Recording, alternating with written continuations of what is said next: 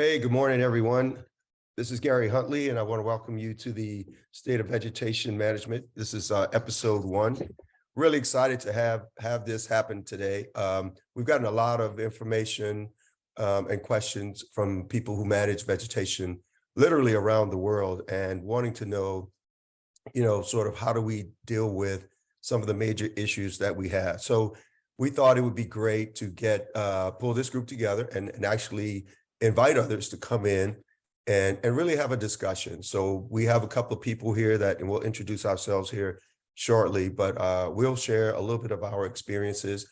But really, this is for the participants. We really want everyone to basically level set and understand what the biggest challenges are around managing vegetation. We'll talk about, obviously, the technology that we've been using to do that, but we really want to talk about some of the issues around that. There are things that are very common, I think, to all of the utilities in this space. So I want you to feel very comfortable that you can ask questions. There are several ways you can do that. There's a button at the bottom for you to raise your hand. You can propose questions. There's a Q&A section, and if you really want to go on the live mic, if you would just raise your hand or indicate that in there, then we would be happy to do that. So we also have some discussions here around wildfire. I want to remind everybody that while I don't have specific experience around wildfire management, and Chris Kelly is on, and we'll give a little more detailed introduction.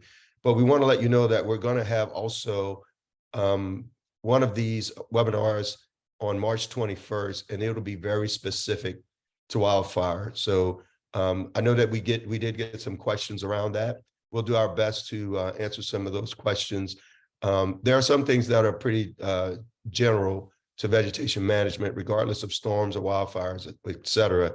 And we'll cover those things here today. So with that, I'll just jump into, we'll just get right into the introduction. My name is Gary Huntley. I'm a retired vice president of distribution services for Entergy. I have over 32 years of experience in the oil and gas and energy business. Most of that is with Entergy. In that time period, I had responsibilities for supporting distribution operations in Louisiana, Mississippi, Arkansas, and Texas. That was about 400 employees and about 2,000 contractors per day. Of all the groups that I managed, one of them, the one we're talking about today, is vegetation management. And so now I'd like to turn it over to Chris. Chris, would you please introduce yourself? Yes, how you doing, folks? Name is Chris Kelly. I'm also a recently retired energy executive. I was the chief operating officer at National Grid here in the Northeast. And, we covered 3 states. I had about 4,500 folks in the operations and engineering platforms. And that did include the veg management strategist and also the folks that deliver the strategy as well. More importantly, I spent 34 years in the energy sector. I'm an engineer, electrical engineer by trade, and kind of grew up from right out of school, holding those first engineering jobs all the way through the chief operating role is my last one. Thank you, Chris. And I also want to mention that working feverishly behind the scenes, we have Evan Stinson with us. He is actually helping with a lot of the administrative part of this. So Evan, please feel free if there are questions as we're going through this, if we need to pause or if you need to, and really for anyone, if there's a question, we really want this to be for the attendants, the attendees here. So if you have a question or an issue, if you even want to add to the discussion with your own experiences, we certainly welcome that. So with that, we'll get started. So we have six topics that we thought were relevant for this call, for this webinar. And this is based on feedback that we've gotten probably over the last couple of years at Distributech, and then just meeting with other potential customers, but really just networking throughout the industry. And they are safety, budget, reliability, liability, customer satisfaction, and workforce management. So on a safety We'll start with safety. I want to share with you a very, I guess, personal um, issue that I had to deal with, one that'll probably last with me for the rest of my life. So we had a lineman who actually who died. He was in performing his duty. And when that happened, our company went through a massive effort, if you will, to understand what happened and try to figure out, how to prevent that from happening. So with that, not only did we look at the actual work plans that they had, but we looked at all of the supporting services. So from a vegetation management perspective, for instance, we looked at the tools that we used. We looked at the processes we had to make sure that we had clearances. We looked at how we actually cleared the lines to make them safe, if you will, not only for the public, but for the people, our employees who had to actually go out and make the repairs and restore service. So when you think about all those things that go into that, one of the things that that stuck with me is that, sometimes you really have to manage this from an everyday, all day perspective. In other words, every chance you have to maintain clearance around your lines is an opportunity to maintain not only reliability for your customers, but safety for your employees and safety for the public. There have been a couple of times we were restoring service after a storm. We actually had a news reporter one time in Laplace, Louisiana, and one of the linemen actually caught her. She was trying to film the area, and she had good intentions, and she literally almost stepped on a live line. And so I'm going to guess it was about 2 seconds away from her really being in danger.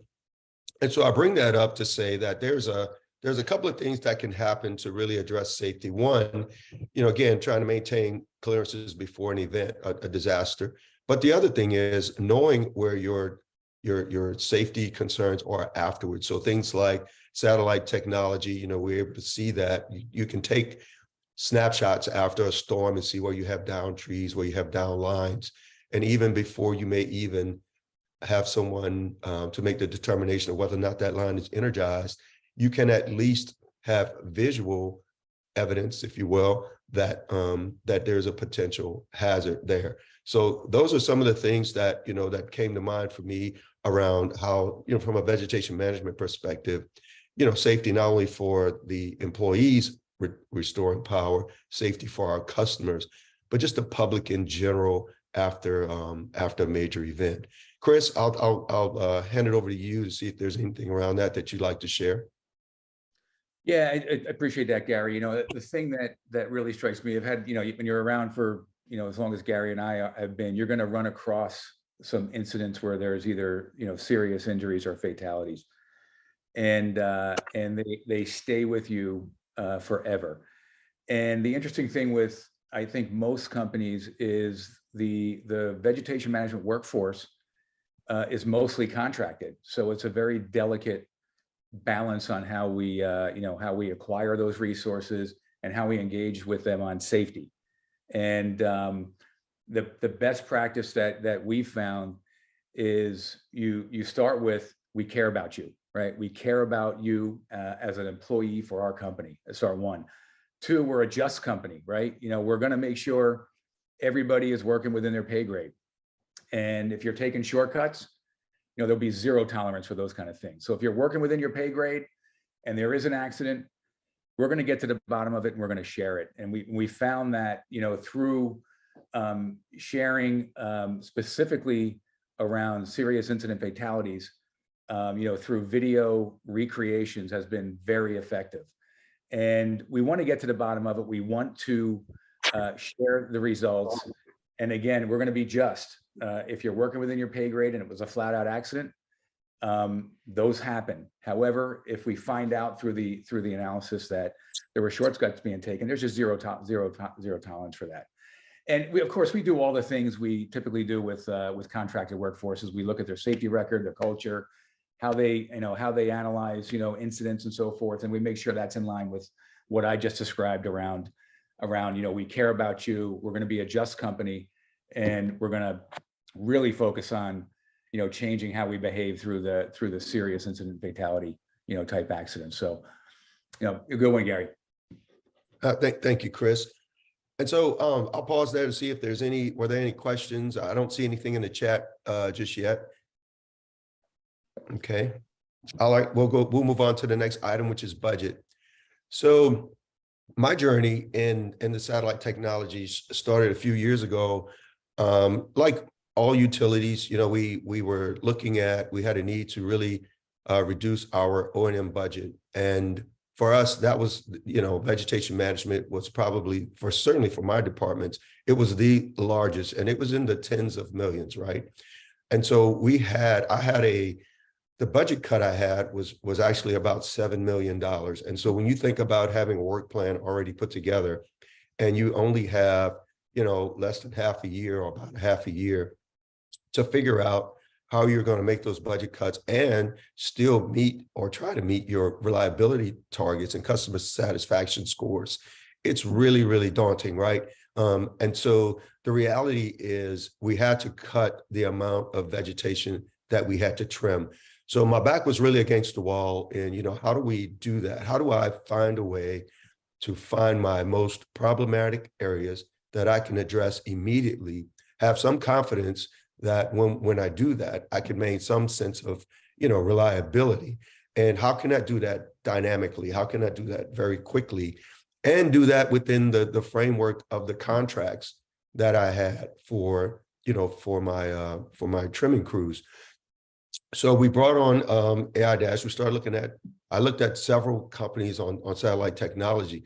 And one thing that came to me very quickly was, what satellite technology and imagery allows you to do is it allows you to collect a lot of information very quickly. So, at that time, we had a very manual process for gathering information and putting together our annual work plans, right? We had employees who were OCs and supervisors, but they had a team of, contract resources who would actually go out and walk the lines and make a determination of the vegetation status, if you will, of each of the circuits that were in the plan for that year. So we were on a 5-year, on average, rough average 5-year cycle, trim cycle.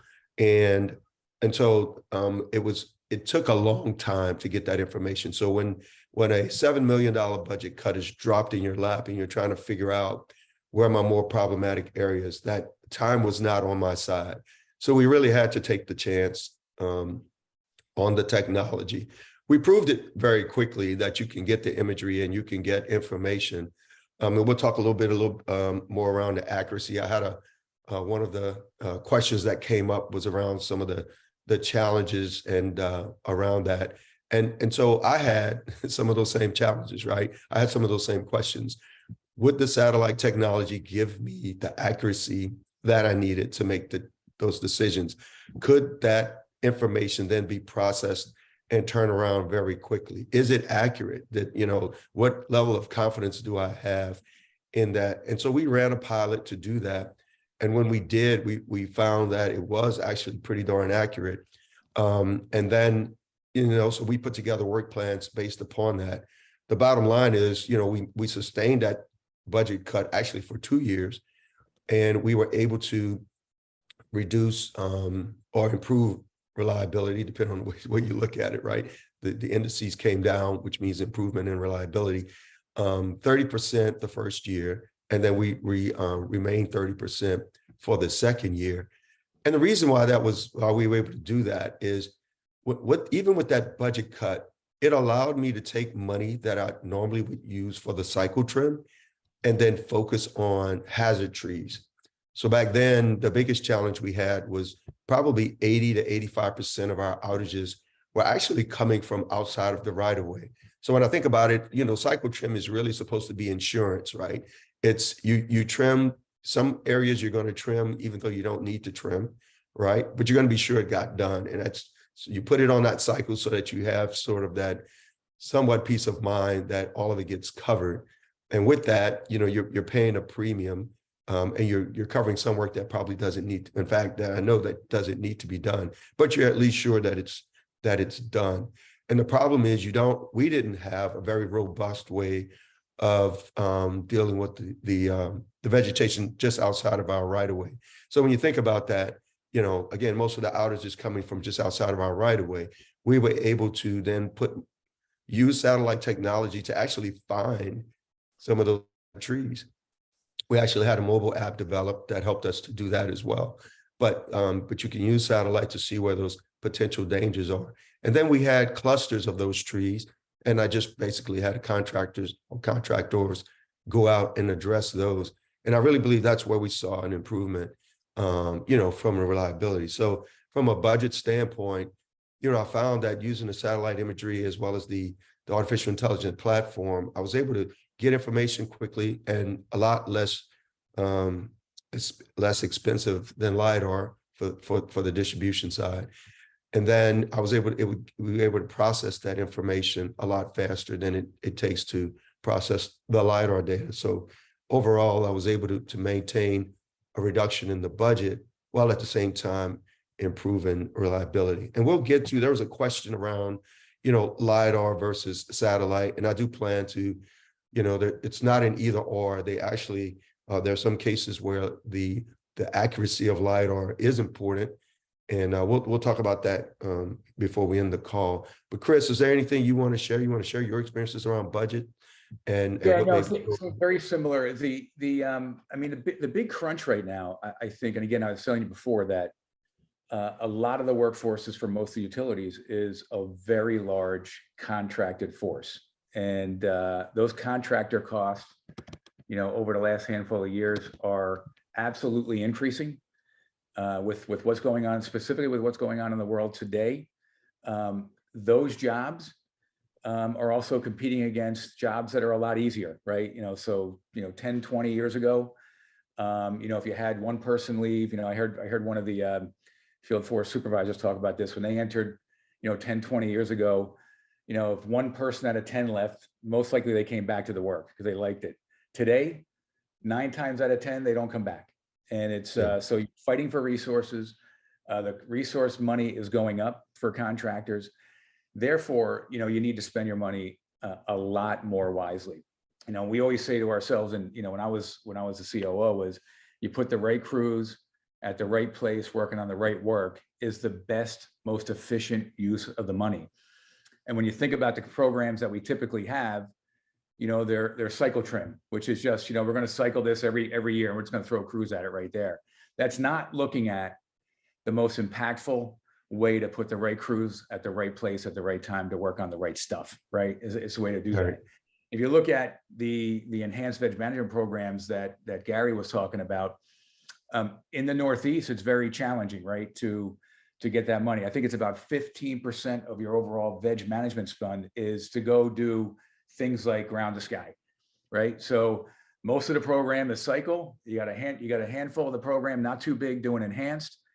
And with that, we need to work with, you know, I'm a proponent of this even outside of AI Dash. We need to work with companies like AI Dash on all this stuff to get the right crews working on the right stuff at the right time. And you know, this is the kind of technology we're looking at using. That's perfect.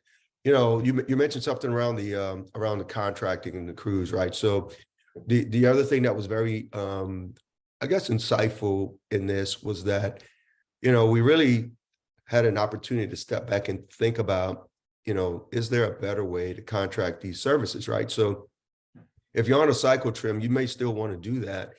But if you're on, you know, sort of a time and equipment type of rate, then you really have flexibility to meet your budget. In other words, you can, you know, you can really, the satellite imagery allows you to take that feeder, that circuit, honestly, your entire system, and look at it in segments, right? So instead of looking at it as the entire circuit, to your point, Chris, you can then look at where do you put the best resources on your most problematic areas, right, to get the best results.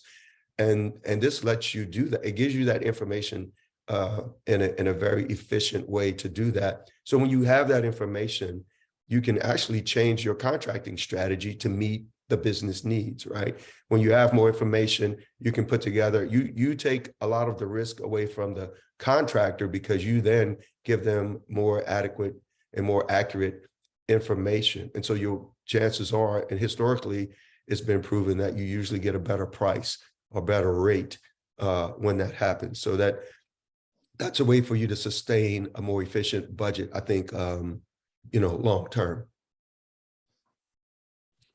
All right, this is good stuff. So the next item that we had was on reliability. And so I hit it on that a little bit, right? And I had we've got a question that came up in the chat that I think goes towards this too. So from a reliability standpoint, we basically measured safety and SAIDI as our two main indices that our regulators really looked at. And so in fact, in a couple of the jurisdictions, we actually had targets that we had to meet, and there was a potential for penalties if you didn't meet those targets. So it's no secret when you're trying to adjust budgets, you're looking at revenues coming in, you're looking at other factors, right? Chris, as COO, you can speak to this probably even more than I can, but you're always monthly, quarterly looking at where you are and trying to make those adjustments so that you can not only you have to satisfy all your stakeholders, right? You've got your customers, your employees, you got your owners, and and the other communities, right, that you serve. And so the numbers really matter. And so from a financial perspective, it's not enough to say, well, we were being really efficient with our dollars so that the customer rates didn't go up. They still have an expectation around reliability. And so we measured that actually on a monthly basis. So, one of the things that this, again, allowed us to do was when you spend your budget dollars more efficiently, and you can do that with a priority on reliability. So one of the things that was really important to me, and one of the things that we were able to do, is we were able to actually prioritize around budget, prioritize around number of customers, and prioritize around those indices, safety and SAIDI. And what we found is that when you run those scenarios, and this artificial intelligence platform can run them for you very, very quickly.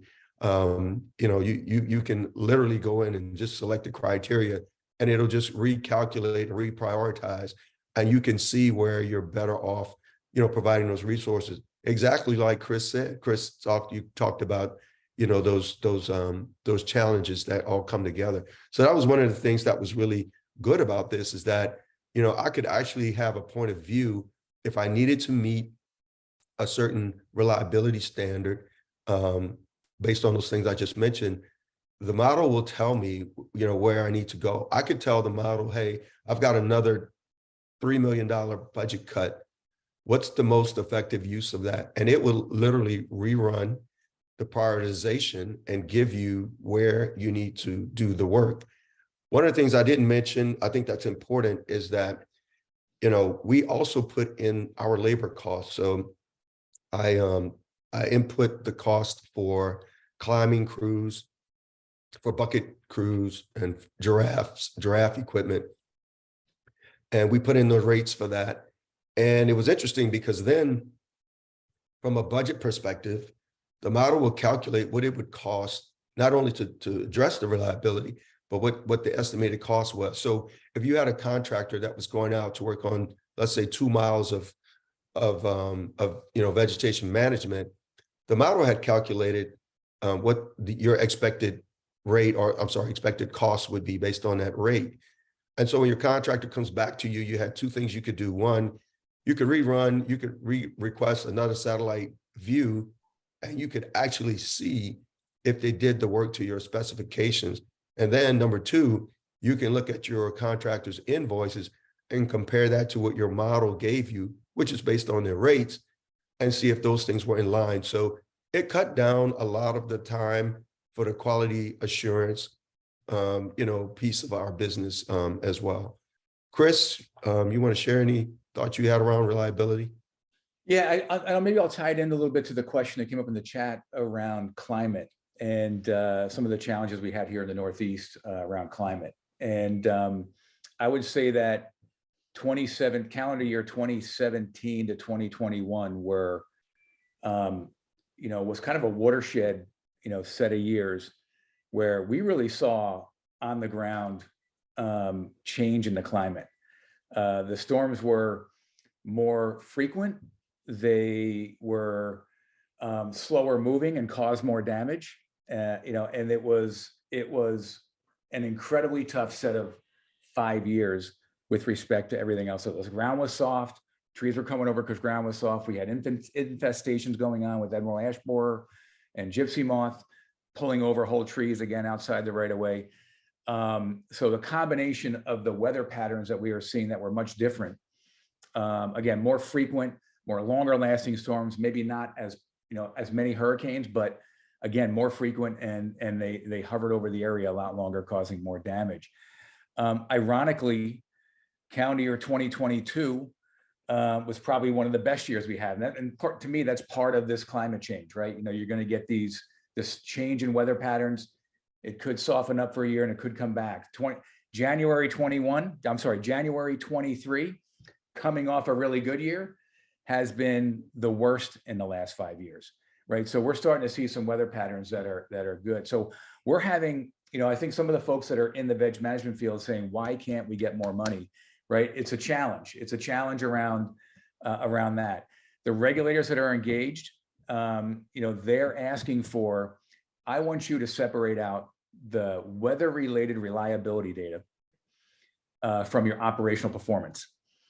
And if you think about it, it's very tough to separate that out. Is the reliability getting worse because of your operational performance, or because of the weather? And how do you separate out those two? And one of the things that we did just before I left National Grid is we went out and hired MIT to help us with that puzzle. And they're even finding it challenging, right? So if we can separate that out, we can really kind of start to have straight line conversations around, this is the impact these new weather patterns are having on reliability, or then we can extrapolate that into what's happening with trees, right? Soft ground, whole trees coming over, the infestations that we have, and start having a better discussion, not only about, more money for veg management that's competing with our other maintenance operation spend, and then also around, how do we manage our workforce around that? So I thought I'd touch on a little bit about the climate, change there. Oh, that's very good, and I think we may have to cover this in a separate webinar, but I'll share this with you. So over the last couple of years, satellite technology has really improved dramatically, right? In other words, the accuracy of the information. So if you look at what a satellite imagery looked like in the 70s versus the 80s versus the 90s, et cetera, but really when you look at what it looked like 3 years ago versus where it is today, it is still another dramatic change. And so right now they're testing, the ability for satellites to look in the soil and see the carbon, the CO2 content rather, the greenhouse gas content. You mentioned the I think some of the moss. There's some things in England, as I appreciate, where there's some challenges around that. We did have a question in the chat about how do you track outages being caused, I think, outside of the right of way. So we had, we've got a point of view, we've got imagery, but we had, people that actually walked down our right of way. And so we had, trees trimmed, we had the clearances, et cetera. But in some cases, right outside of the right of way, there's clear evidence that the tree fell over, fell into our system. Sometimes it was from, a customer's yard, right? You think about that. We didn't have the permission to really go in a customer's yard and remove those trees that were close to us. So we trimmed everything within our right of way. But then, you have a customer who thought it would be really great to plant trees right around their fence that just happens to be pretty close to the power line. So there was pretty clear evidence that we found for that, for the tree falling into that. One of the things about outside of the right of way I mentioned earlier is satellite imagery. You have a before and after picture, right? So we could see almost literally where that tree came from, so to speak. So when we have some of these outages, particularly after a storm, you would want to get that imagery and see where it is. And then we had a question: how do you receive permission to manage the right of way outside of your easement? So in the case that I mentioned for us at Entergy, we actually went to one of our regulators and we told them, hey, look, we've used this technology and we've better managed the vegetation around our system, we think we need more money to address the outside of right of way. If you give it to us, we'll come back. We will report to you, our findings, and obviously we'll continue to share the reliability data. And so we showed them, we had a good year or so run of this where we showed them what we did, and they supported us. So we actually received a pretty timely cost recovery for those additional dollars. It was part of a formula rate plan with an annual review. So we didn't have to wait for a rate case. And it was all because we were able to show them that this really worked, right? We proved to them that information.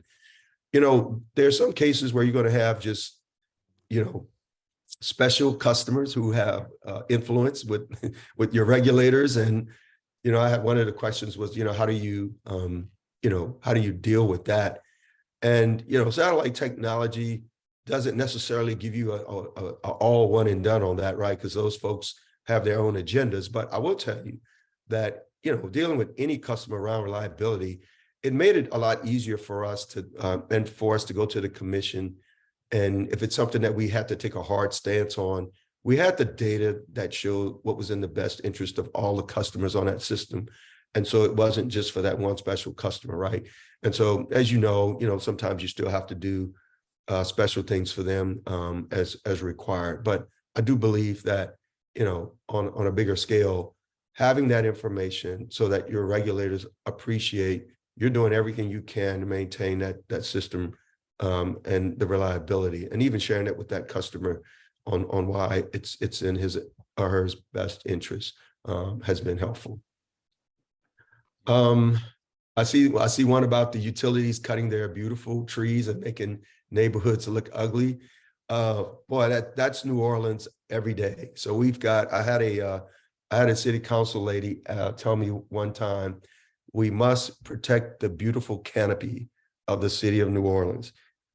And I remember just sharing, we share your concern. And so with that, we just talked about the facts, right? So if you don't want us to cut the trees back, then there is more risk, around power outages when we have storms. That's the reason why we have those, those standards, right? The reason why we want to cut those tree limbs back. We have data that shows what the predicted outages will be if we don't maintain clearances. And so the big challenge really with that is the balance between reliability and the aesthetics, right? Because people really do love the aesthetics. I mean, it's part of the reason why they plant trees around our transformers and all that, right? They just want to beautify all this. And so, again, I go back to, it's important to have data, and you need to be able to show that you are able to manage this. So when you have, you're able to collect data quickly with satellites, and you're able to use artificial intelligence, there's a lot more credibility that goes into, and then you demonstrate the results. There's a lot more credibility that goes into the community, that they see that you truly care and that you're trying to manage keeping their power on. So we spent a lot of time at community meetings explaining what we do and how we do it. And you're not going to satisfy everyone, but I will tell you that it was refreshing to be able to walk out of some of those meetings. And even though they didn't like the answer, they did understand. All right, I'm just looking to make sure we got these questions covered.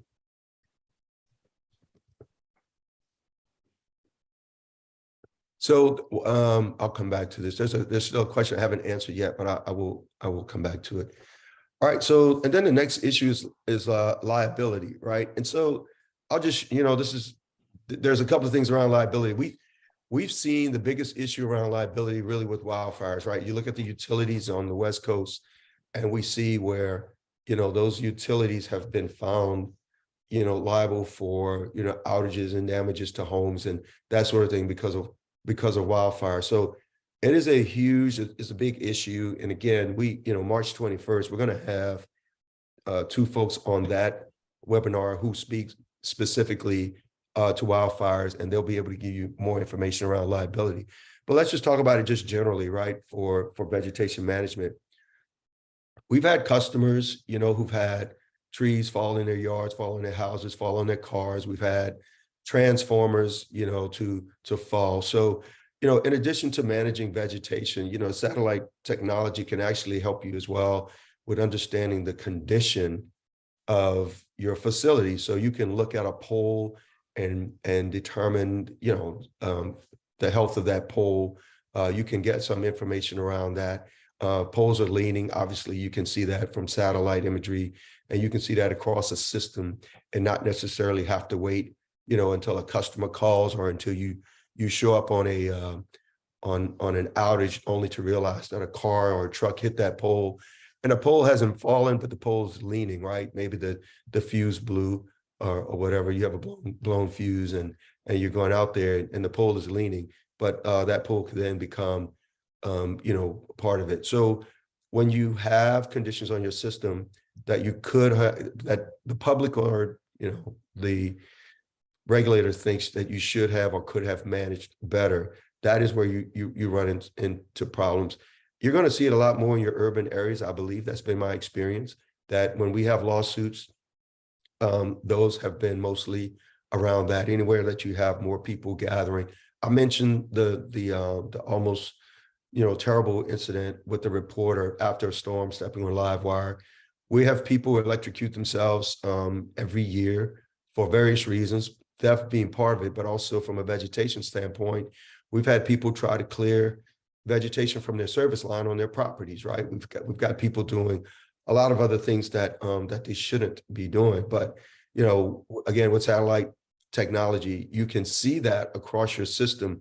One of the things that the platform was able to do is that it color coded. We had it color code for us the where we had clearance issues. So if it was red, it was really imminent danger. If it was yellow, we had some time to address it, but we needed to put a work plan together. And if it was green, we just knew it was something that needed to be on the radar, but nothing that had to be done, sort of right away. It's kind of the way we did it. And so it's a way for you to really get a score. It's the way we did it. We wanted it to be visual because we had these maps that we gave our contractors. So you want it to be sort of visual so that you can have an idea of what you have and where you have it. Chris, anything you want to share around managing liability?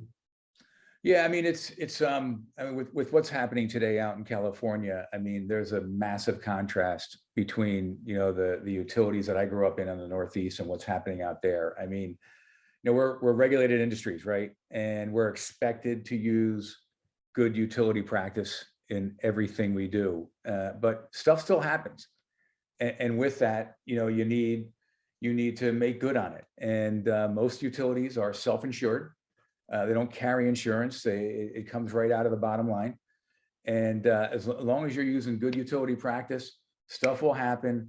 And there's a process typically in place in most utilities to take care of the liability that happens. These things in the Northeast typically don't reach the radar of the public many times. They just happen. They're in place and they happen. With what's going on in California, it's just a massive contrast, right? It is so big and so large and so visible that they've had to take extra precautions. They had to put fire mitigation plans together. They have, I mean, I looked at, their fire mitigation plan. It's 1,000 pages long. We just don't have that issue here in the Northeast. So if you get to the point where things are in an abnormal state, like it is in California, you will be held liable to the highest extent. And that's what's going on out there right now, to the point where you could lose your franchise rights out there. It hasn't gotten that far yet. And they're responding, and they turned over some leadership, and they're doing the right things, but that's what's happening. Interestingly enough, if this is just a point of interest, is some of the contractors that are in that highly visible, region of the country right now, some of the contractors that are supporting are actually changing their company makeup in order to kind of ring fence themselves from some of that liability. If it comes down to that, that they're in line for some blame on certain issues as well. So where to me, it's normal practice. It's been in place for a long, long time, and you don't really hear about it much in the areas that, you just don't have extreme situations like that are going on out west. They're making the rules as we talk about liability with respect to what's happening out there right now. No, that's good. Yeah. And again, we'll have more, we'll talk about it more specifically on our March 21st forum, where we have people who literally deal with this, day to day. So the next question, the next topic rather, is on customer satisfaction. So, for utilities, we've got, there are a lot of things that go into that. People are concerned about their rates. They're concerned about, how frequency they have outages, the bill payment options, all sorts of things, right? For the purpose of this, though, we're talking about vegetation management. And, so when we measured our reliability, we sort of stacked it in, right? So you heard me talk about, outages outside of our right of way versus inside of the right of way. We had storm exclusions for the indices that we had to put together for our regulated body. But really, the customers, they only care about their experience, right? And so there are some customer metrics that we started, excuse me, tracking at Entergy. And it's really, if a customer experienced an outage, they experienced an outage. The customer doesn't necessarily care sometimes, what caused that outage, right? And so the way I think about it and the approach I took, certainly when I had that responsibility, is we had to manage our contributing factor to the customer experience, right? So if we could reduce contractor cost outage, if we could reduce, vegetation grow-in, then that's what we wanted to do. And so I talked already a little bit about the grow-in part. I think we all have that, but I want to talk about the contractor cost outages. We track that as well. So we spend a lot of time in safety discussions. We spend a lot of time, time discussing the setup for contractors just to go out and do restoration work, or just do part of our normal vegetation management. And I'll tell you that it is my opinion that when you have a better work plan and you address that from a safety perspective, and you have more understanding of what type of equipment is going to be used, and you have those discussions with your contractors, you're in a better position to make sure that as your contractors are trimming trees, they don't, mistakenly, cause an outage, right? And those things do happen, and we track them every month. We had follow-up. We actually had these safety advisory boards set up where all the contractors had a participant around the system. We had them for the state. We had the system. We would get together several times, and we would share those things. And so I thought we did a really good job of sharing that information. But again, the more data that you can collect about the work that you need to do, where it needs to be done, and you identify the hazards, then you can put together work plans that need to happen. The people that you have in your company that are responsible for safety and for quality assurance, quality control, they will have the expectation of what needs to be done. I think the communication to the contractors is a little more concise. And I think that's where you really have the opportunity to control that part of what contributes, to the customer satisfaction experience. Chris? Yeah, I mean, I'll start with, and you kind of touched upon it, Gary, but in my mind, you got to have a trusted relationship built up with the customer on all fronts. And I'll specifically talk about, it probably called different in different utilities, but estimated time of restoration. Customers truly care about estimated time of restoration. And the more conversations you can have with them, either through technology or directly, about when they're experiencing an outage, builds up that trust. And it builds up that trust to the point where you can start having the harder conversations about tree trimming, veg management, when you start talking to the political folks who are influential, when you start to have a conversation about how do I get outside the right of way and start to take down, these hazard trees that are out there. So in my mind, it starts with the relationship at a wider scale at your company and getting that trust going with their experience when they don't have power, right? And starting to do that. The second thing to really think about with really customer satisfaction is, if you don't need to have the conversation with them, tough conversation with them, don't have it. So how do you get there? You get there through technologies of outcome-based trimming, right?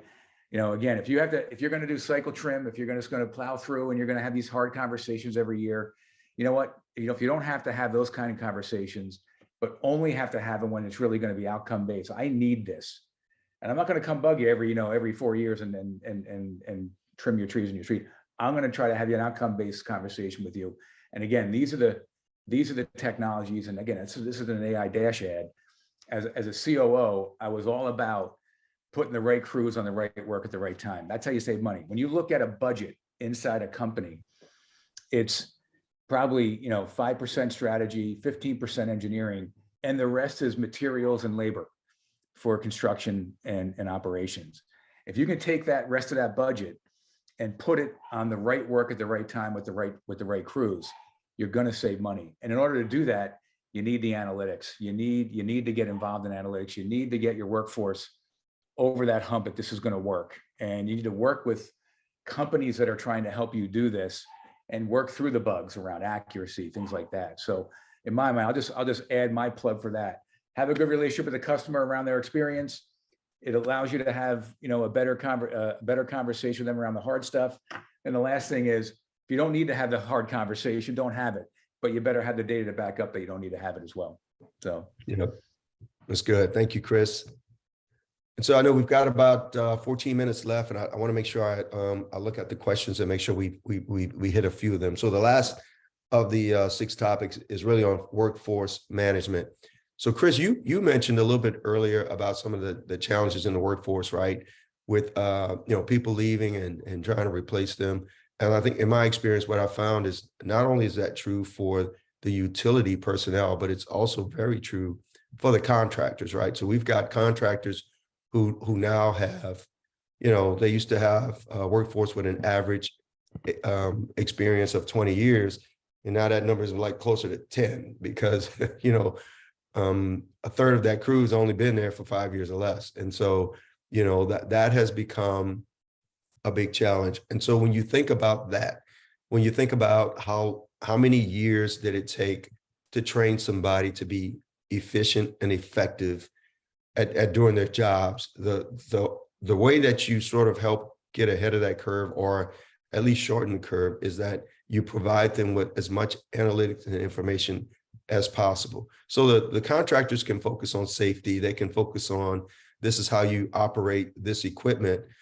But from the utility side, when you have more information and a point of view of what needs to be done, and you provide, that work package or that work to the contractor, the opportunities for you to stack hands and say, yes, I agree, in this mile of circuit, we agree that this is the right equipment to use, and we'll go out there.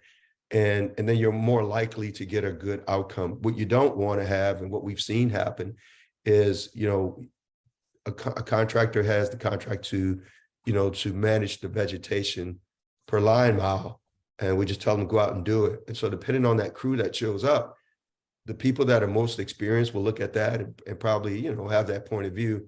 But you don't want them figuring it out, so to speak, as they go. The more you can stack hands on exactly what needs to be done, it'll give you, one, they'll be better prepared to do the work. Two, you will be able to better determine the quality of the work that was done. And three, you'll have more certainty around the expected cost for that. Some of the things we talked about before, but that's all around the workforce management. And that's how the technology really can help you, with that. We've got, one of the things we developed was the mobile app I mentioned, and it actually had the ability. So, we find these danger trees, you're out doing some other work, you see a tree and it's like, wow, this tree this is an imminent issue for me, right?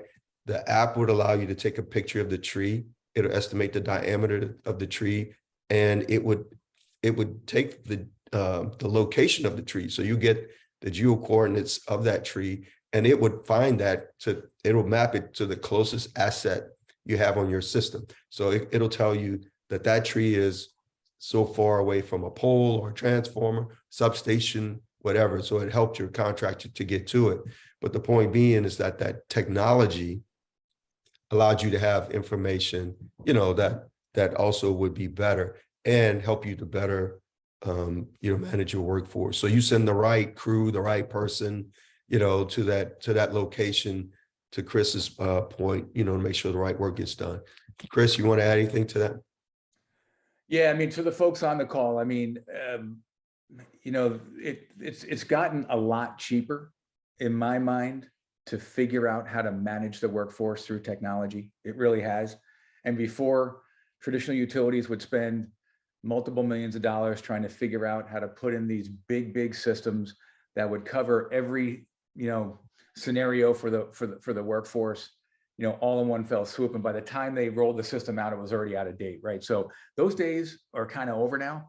With the digital technologies, communication costs are coming down, the cost for devices are coming down.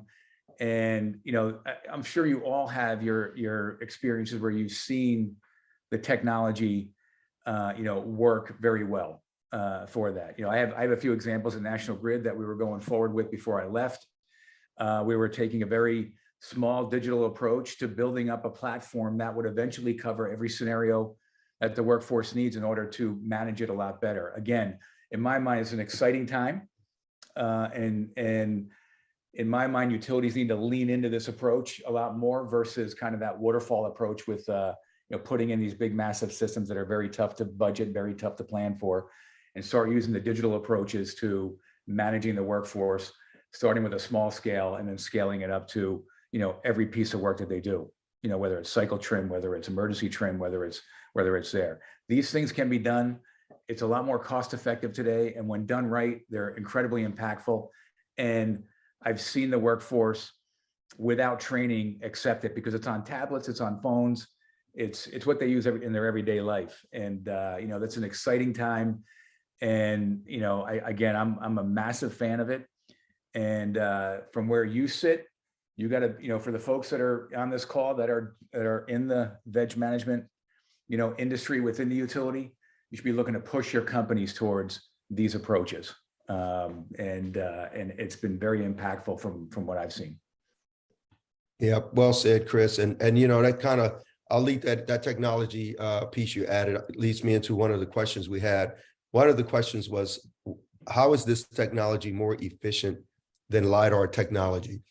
And so I got this question actually yesterday, and I always love having this discussion. So the short answer is, this is not an either or, it's more of an and, right? And so in my experience, we use the satellite technology because to effectively manage vegetation, you don't have to get down to the level of accuracy that you get for LiDAR to effectively on the distribution system.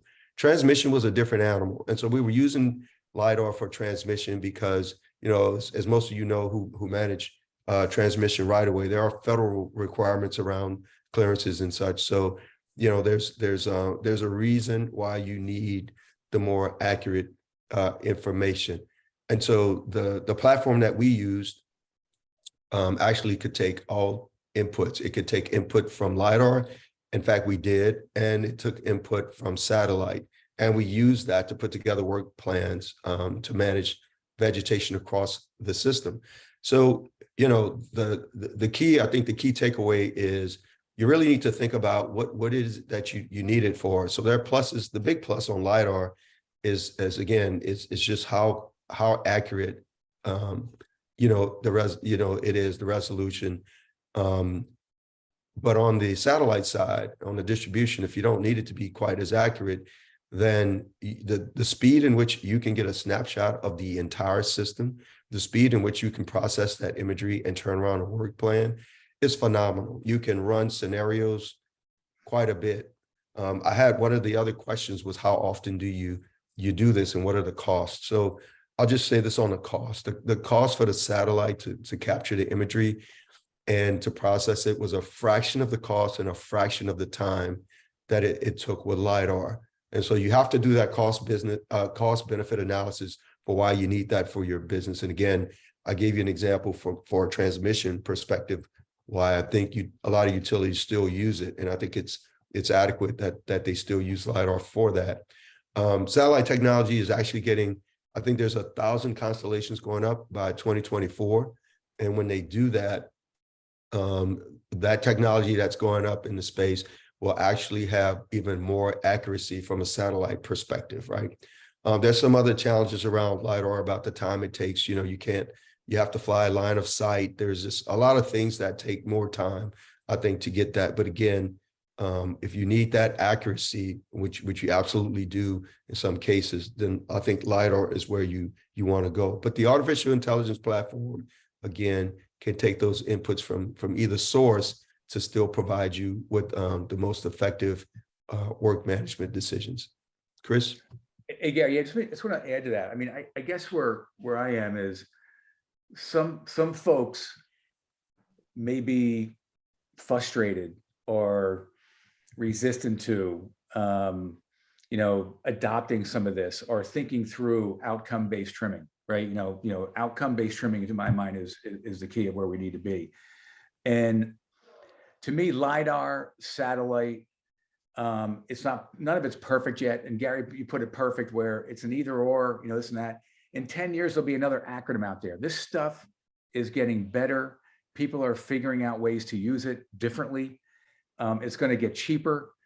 And also, I would say if I was in your shoes, I would be thinking through this stuff will eventually continue to get better, continue to improve. I would want to help with that because it helps me in my day job. Two, it also gets you ahead of the game with respect to when it does become even better, you're already going to have your workforce, your mindset around outcome-based trimming, and you won't be behind the 8 ball. Again, Gary and I have been around a long time. We got involved when this stuff, we were just putting electronics on the system for the first time, right? And 30 years later, there are acronyms that we're using now that don't even exist anymore because this stuff is just so much better, so much cheaper and so forth. It's going to get there. So I would say that if you're frustrated or resistant, it's going to get better.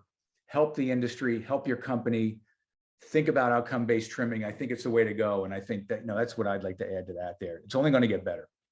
Thank you, Chris. I totally agree with that. And so, as we're wrapping up here, one of the questions was, from the CEO perspective, and department heads, how do you convince them and the boards to get on board with this, vegetation management budget proposals?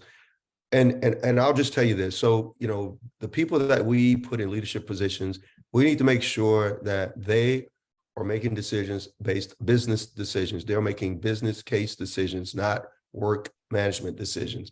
So for instance, and again, a conversation I just had recently, when you look at, you've got sunk cost, right? If you've already put money in a technology, then the question is, what are my incremental costs? What are my variable costs?